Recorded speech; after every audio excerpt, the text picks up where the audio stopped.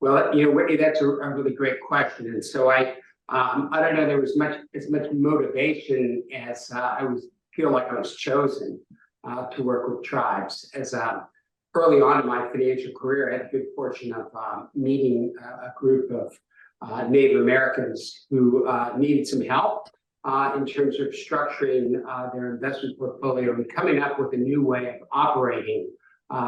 At one time, several years ago, when I started my career back in the 80s, tribes didn't have their control over their own assets. The government basically creating a situation where a lot of the Native Americans' funds from settlements and from natural resources, things of that nature, came to the government and was held in trust through an organization called the Office of Trust Funds Management through the Bureau of Indian Affairs.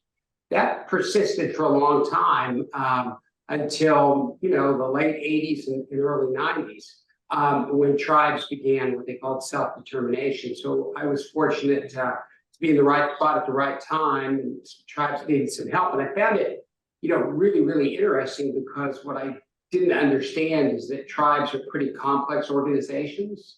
Back in those days, they were and they still are, if you think about it, a small municipality, some bigger than others. Some are like little towns and some are like bigger towns, but they have all the things inherent of taking care of their communities and their members to deal with.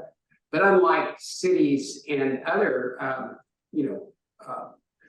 organizations that we're more comfortable with or understand, tribes themselves don't tax their members. So their revenues have to come either through the source of federal government grants, like a lot of cities and counties do.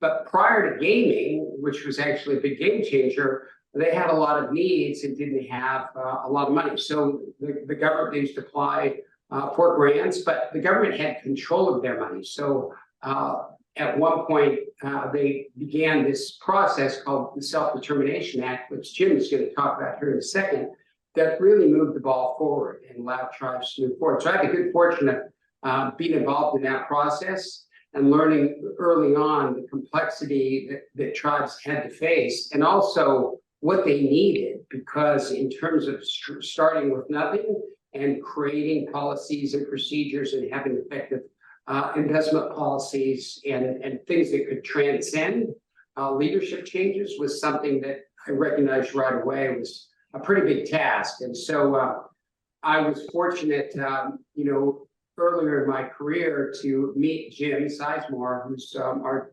senior partner here with us and director of Native American Consulting.